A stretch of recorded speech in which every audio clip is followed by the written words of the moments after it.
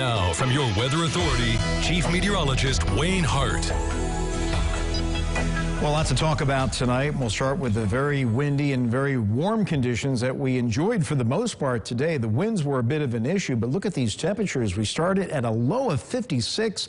66 the high, only 4 shy of the record set back in 1933. Well, the National Weather Service continued to survey the long-track tornado damage in Hopkins and Muhlenberg counties, and they have now confirmed that some of the damage was at EF4 level in Hopkins and Muhlenberg, and then the Louisville office confirmed that the tornado weakened to EF3 status as it moved across Ohio County. Now, EF4 winds estimated anywhere from 166 to 190 miles per hour. The maximum width of the tornado, a mile or more. Now, that may have been when it was moving through Mayfield. We'll get more specifics on exactly how strong the tornado was in, say, Dawson Springs and Bremen.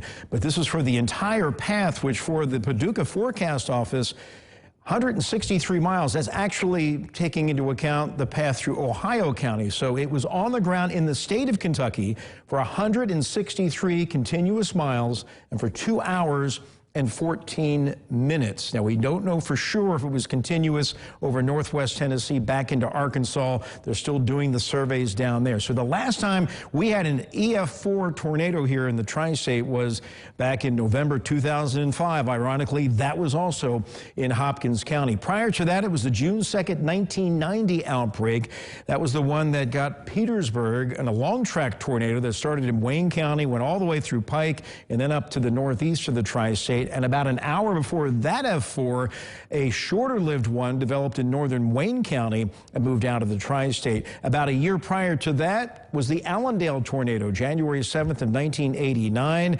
That was an F4 that hit Wabash County in the middle of winter. And then before that, you go back to the big super outbreak of April 3rd of 1974, an F5 tornado that developed in Perry County, and that was the beginning of one of the most historical tornado outbreaks in the history of the country.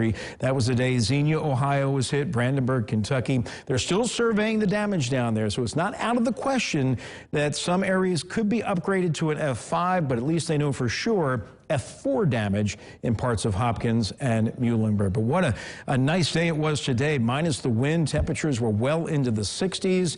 And live first warning Doppler radar, still dry, but that's going to be changing, unfortunately, tomorrow morning. But it feels great out there. Live view from downtown Evansville, 61 degrees. The winds are the only issue. They're south at 16, so down in the tornado recovery area, be careful of any hanging debris.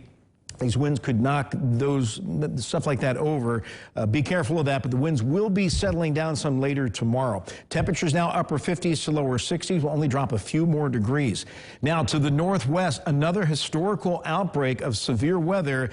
Iowa up into southern Minnesota, northern Wisconsin. If they confirm a tornado in Minnesota, it's the first time in the history of that state that they've had a tornado in December. They haven't yet. They had a warning earlier. There was a tornado that did some significant damage in Iowa, and that threat continues this evening. The tail end, though, is weakening as it moves across Missouri. That's what we're going to deal with tomorrow. No severe threat. The showers and a few thunder showers increase from the northwest tomorrow morning through the early to mid-afternoon. Then by late afternoon, done with in Evansville, ending in our southeastern counties early tomorrow evening. So most of tomorrow night will be dry, and then the rain quickly comes back on Friday as this lifts up as a warm front. So off and on rain through the day on Friday, and some of the heaviest rain pre-dawn hours Saturday morning. This is 2 a.m. Could be a little thunder, but again, no severe weather. But that heavy rain does weaken as it moved across the area but during the pre-dawn hours Saturday, and then ends from northwest to southeast as we head into Saturday afternoon, and it turns seasonably colder.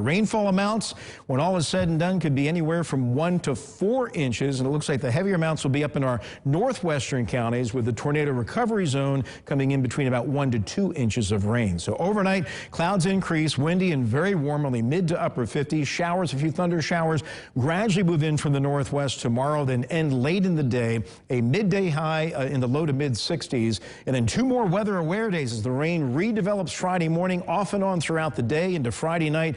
Some some of the heaviest rain pre-dawn hours on Saturday, and after a wet start on Saturday, the rain will gradually end and temperatures coming down. 51 Friday, 48 Saturday. Sunday, a great looking but cold day with high temperatures only around 40, and then temperatures rebounding back to normal next week.